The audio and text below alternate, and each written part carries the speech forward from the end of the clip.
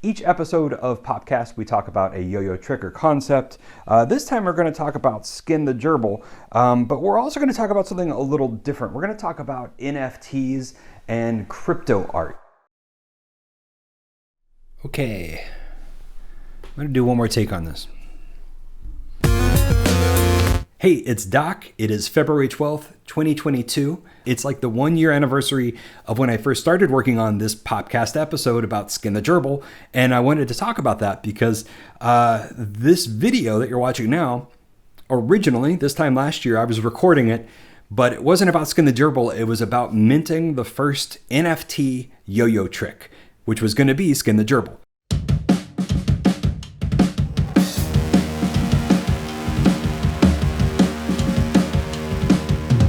In December of 2020, Skin the Gerbil had just turned 21, and I was thinking it'd be kind of cool to do a special thing for Skin the Gerbil. And some friends of mine who are really into crypto art and cryptocurrencies and stuff, they were telling me, Doc, you have to do an NFT. NFTs blew up last year. You probably already know what they are, but if you don't, basically it's a way of taking something like a MP3 or a video or any piece of like digital art and creating kind of a limited edition that says this is a 1 of 1 or 1 of 10 or 1 of 100. So there's 99 other people who own this. And this is a way to prove who owns it at what time and all that stuff. Basically a way of kind of making an unlimited resource, which is a digital file, into a limited special edition.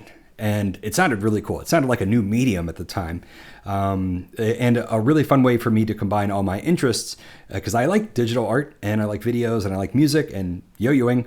And I thought, boom, I'm going to put them all together. So I decided to try making the world's first yo-yo trick as an NFT. And to do that, I filmed a recording of Skin the Gerbil. I hired an animator who added some blotter media effects to it. I wrote a theme song. Skin the gerbil, skin the gerbil, skin the gerbil, skin that gerbil. I also started writing a text description of the trick that would be sitting in the NFT's metadata. So even though the video file might be hosted somewhere, the actual trick was sitting on the chain. The actual Skin the Gerbil text description was on the chain and would kind of like permanently live on. And I didn't know what it meant to own the trick, and I was really looking forward to finding out. Like, that was the most exciting part, maybe, was just what does ownership mean when it comes to like a juggling trick or a dancing move, or in this case, a yo-yo trick.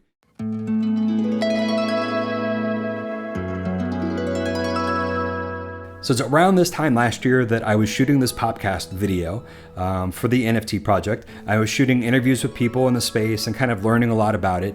And in doing so, I heard about the environmental costs of the blockchain, of cryptocurrencies, and in particular of NFTs, because that's what I was kind of looking at.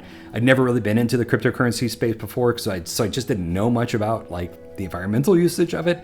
But it turns out that that some blockchains use a lot of energy to run. Proof of work blockchains like Ethereum in particular are kind of known as just requiring a lot of energy.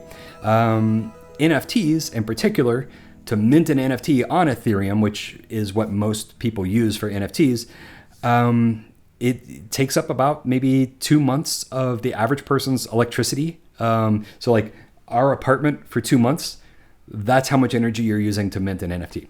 Luckily, people told me Ethereum was working on fixing this problem, and it was probably just a matter of months before Ethereum 2 was going to come out, which was switching from proof of work to proof of stake and was 99% more energy efficient. So problem solved. I just decided to wait for Ethereum 2 to come out before I minted an NFT. I didn't know at the time that Ethereum 2 had been coming soon for a couple years already.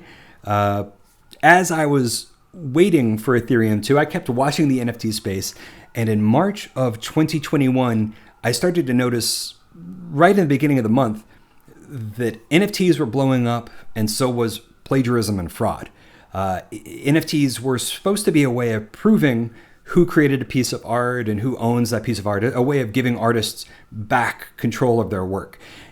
Ironically, if you allow anyone to mint anything as an NFT and kind of do it pseudonymously or anonymously, that's just going to lead to more plagiarism. And that's what we saw.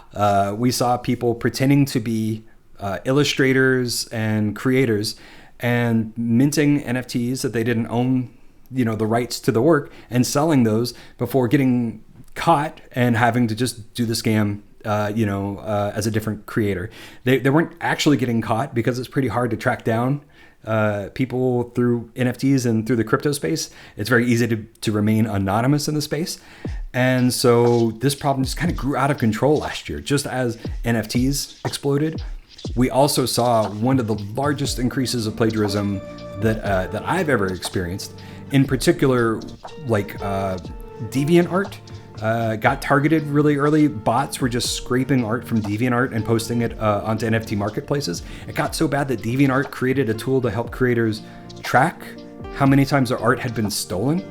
And right now we're looking at like 120,000 notifications that have been sent out to DeviantArt users, saying, we found your art on an NFT marketplace. This is far worse than previous years, because the same tool previously was set up to scrape Redbubble and Amazon looking for plagiarism, which is another problem. But it wasn't anything on the scale that it is now. Like I've never had to deal with this up until now, and I'm sure many artists haven't either. You heard stories in the past about like Hot Topic stealing a piece of art and putting it up on a lunchbox or a shirt or something like that. That was like 1 in 10,000 or 1 in 20,000.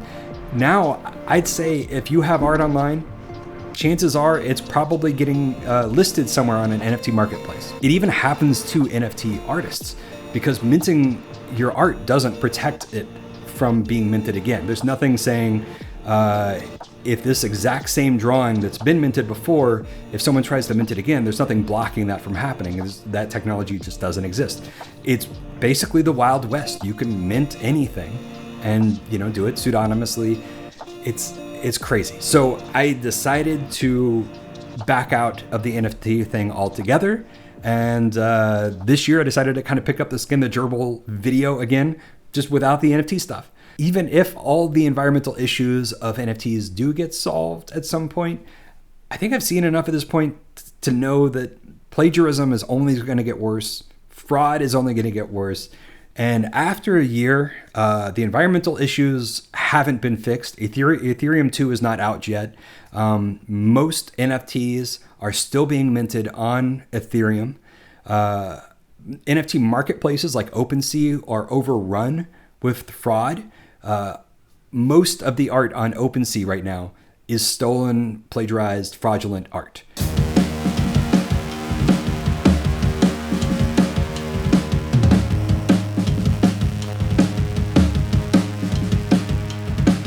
This is something they just recently admitted.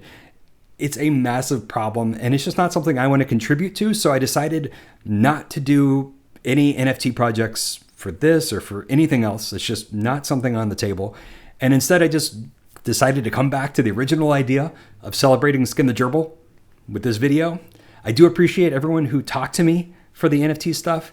It was really fascinating to watch, and I feel very lucky that I was watching this space right from the kind of the beginning of this massive boom that happened, and got to see it and kind of experience it. It was pretty interesting, if a bit of a bummer.